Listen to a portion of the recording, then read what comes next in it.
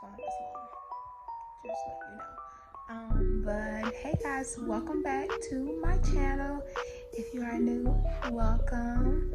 And if you're not, welcome back. If you like this video, you're new, like, subscribe, comment, please share, all those different lovely glamorous things. And let's get started. So as y'all know, like I've been saying this whole month, it is National Sickle Cell Awareness Month, and I am giving you videos that are regarding your health, dealing with sickle cell, and also just your health in general. It doesn't apply to just one blood disease or anything. So as you can see, the title below is, do you know how to educate? So basically what I want to go from that is, I want to go from two point of views. My first point of view I want to go from is from a person that has sickle cell. Are you able to educate doctors? Are you able to educate your friends, your family, those different kind of things, people around you? And my second point of view I want to be able to come from is people that generally just have health issues. Do you know how to educate those things so people know, your employers, family, friends, community, all those same things? Are you able to educate other people that don't have that issue? So basically, so with people that have sickle cell asking, do you know how to educate? Basically, I just want to talk about, when you apply for a job, are you able to educate your employer, your co-workers, so in case anything happens, what to do? Do you have trusted sources where if anything does go down, they're able to help you in that time of need at that moment? What else? Are you able to educate your doctor? As you're growing up, you want to make sure that you understand about your sickle cell, understand what affects you, what works for you, what doesn't work for you. No matter if you're in South Carolina, you're in Alabama, you're in Wyoming, wherever you are, you need to be able to educate where they're understanding what you need and what you don't need. And you need to know you shouldn't. I know sometimes you still have to call mama or daddy or somebody, to ask these questions, but you should know yourself. Also, I want to make sure, are you aware of the different types of sickle cell? Are you aware of in the different developmental stages from infant, toddler, young child up to young adult? Do you know what happens in your body, happens in your life? Also, because I know, they have hand-foot syndrome, and that's when you're younger, and things that might happen in some adults, but not too much. Knowing how to basically make sure that, okay, this happens, this might happen, and tracking those changes in your life, for females, when you have your period. So how does that affect your sickle cell? Is it in your crisis? Those kind of different things. Is your period really stressful at the beginning, at the end? What kind of things can help alleviate? And also, even if you have drugs, you take medicine. If the medicine started working when you first started taking it, but nowadays your body's become immune to it and it doesn't help anymore, so you need to know, okay, you be able to tell your doctors or tell your community or whatever the sort, ambulance, all these different things. When you go to college, whatever the sort may be, telling them, okay, I tried morphine worked when I was younger, morphine doesn't work anymore. Like for me, that was my thing. Morphine worked as a child for me. It was a bit strong, but it worked as a child for me. Now as an adult, morphine just sends me more into a crisis, it elevates my crisis. it wasn't that my body became immune to it. My body just doesn't accept it anymore. Sometimes with oxycodone, my body is immune. Sometimes I feel like I might as well be eating a Skittle. It does not work for me.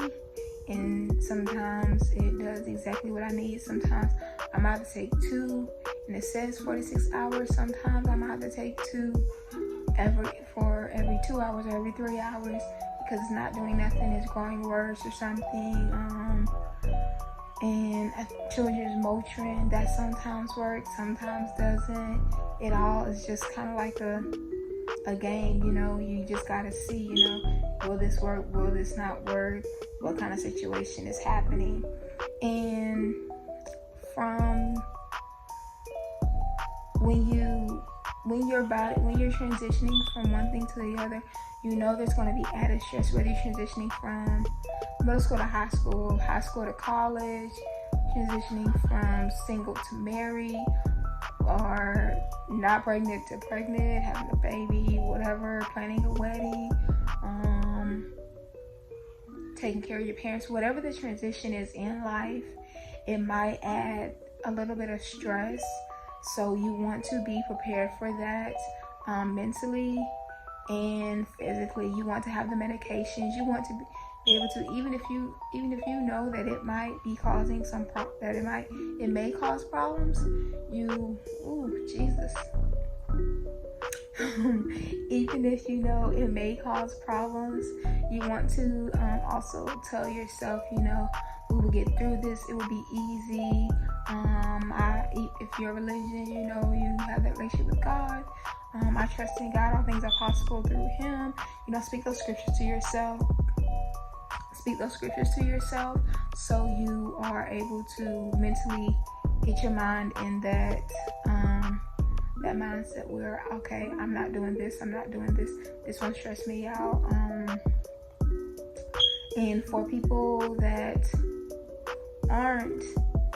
don't have sickle cell but do have illnesses, you want to be able to, and this applies to both discussions apply to both situations, whether you have sickle cell or not. You want to be able to tell your employer, you know, if this is a health concern, if these are problems that you have to deal with, you have a disability, you want to be able to go into detail how those people, like I said, you know, at work. I know my last job, I did have 2 people that I trusted, and they knew if anything ever happened, this is what I need done, and this is the people who to call, blah blah. I don't need nobody else trying to ask me what I need. I don't need anybody else trying to sit here and be in my face, be nosy, and what can I do for you? No, I have my 2 people. If one's off, the other one is not. I'm good. If I don't have those 2, I have a third person, a tertiary, just in case. I'm not playing with nobody else. Nobody else needs to be of assistance. Just go do your job. I'm good. I got this handled. And, you know, making sure that your family, let's say this is a disease that's not passed through your family, you know, even though sickle cell is supposed to be a disease that's hereditary, you know, none of my family that I know of has sickle cell disease. My mom, my dad, they have the trait. That's all. But I'm the only one that has the disease. So yes, I know about the trait, but I really have to know about the disease, because it's not like that. And even if you have the disease, even for people that don't know, just because you see someone that has the disease, and let's say someone else in their family has the disease, does not mean that it's the same, because everybody's disease is different. And as somebody that just has health issues, you want to make sure that your family are aware in case anything happens. You know, you're at a dinner with your family, you're out, or any of those kind of things. You want to be able to share with your friends. You want them to know who to call, you know, even if like it becomes good, or you have your friends as emergency contacts. I have one friend one friend, one of my personal friends, that's the emergency contact, and everybody else, family or friends of family. Yeah, just about. But I want y'all to just really think about that and to just make sure that you're able to educate. Do your research. Don't just go on Google and read a bunch of information and think, okay, I did my research. No, listen to forums, listen to different doctors, follow different people. Find a organization that's in your community that deals with that disease so they can help you, you can help them, and you can build that relationship so you are able to educate other people. Find friends or other people in your community that have the disease or have the illness or just a health problem, even if it's something as simple as being obese. You want to have as much education. You want to have as much education about your issues in your life, because nobody else is going to understand you. Nobody knows you more than yourself. You may hear mama say, I know you more than you know yourself. No, because they might see you, they might be in front of you, they might have cared for you and all that stuff, but they're not in your body. You know yourself. You might be dealing with something and they don't even know it. So that does not mean that they know you more than you know yourself, okay? Nobody on this earth. God can, but he's not a body on this earth right now, right? Okay then. So nobody on this earth knows more than you. So you need to be the most educated about your health. No matter what anybody says. You do your research. You listen to doctors. You listen to the forums. You do presentations. You do as much. You educate people as much as you can. If it's your National Awareness Month, if it's a week, if it's a day, you rep it. And it don't even matter. It don't have to be that month, that day. You rep it. You have to live with it 365 days a year, right? So you should talk about it, educate 365 days a year. You make sure that you represent that disease, and don't be horrible about it. Don't try to dog anybody out. Who thinks they know something, or they might know something that you don't. And everyone's gonna have an opinion about it. But that's fine. Ain't nobody stressing over that. You just make sure that you're able to educate yourself and educate others, because you never know when you need to. That is one of the most important things when having an illness, how to properly educate yourself or educate others. And do not be mad if you're educating others.